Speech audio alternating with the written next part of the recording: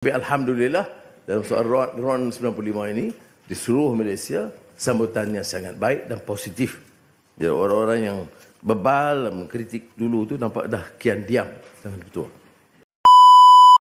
Dalam penyasaran subsidi, sama ada RON 95 atau elektrik, subsidi elektrik, diesel, harga ayam dan telur, kita menjimatkan lebih 15.5 bilion ringgit tanpa membebankan rakyat.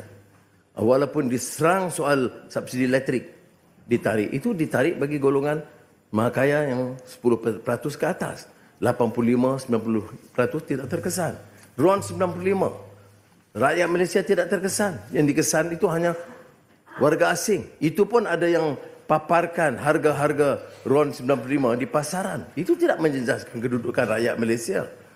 Mengapa kita gunakan peluang kedudukan dan pengaruh politik kita untuk menjaja dan pertahankan kepentingan warga asing yang tak bayar cukai, yang sebahagian besar datang tanpa izin daripada negara.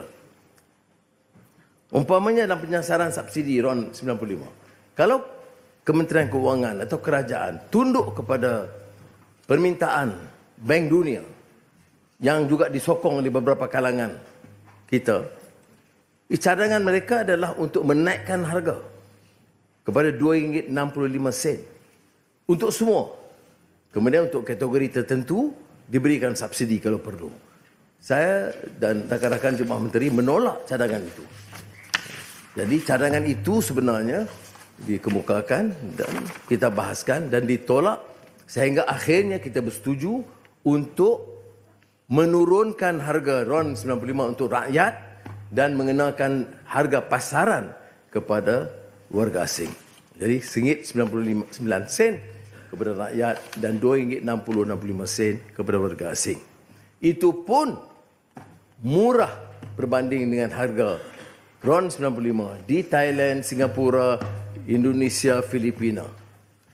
Ini menunjukkan cara kita berhemah dan mengambil tindakan yang boleh memberikan faedah kepada rakyat. Tapi Alhamdulillah dalam soal RON 95 ini di seluruh Malaysia sambutannya sangat baik dan positif.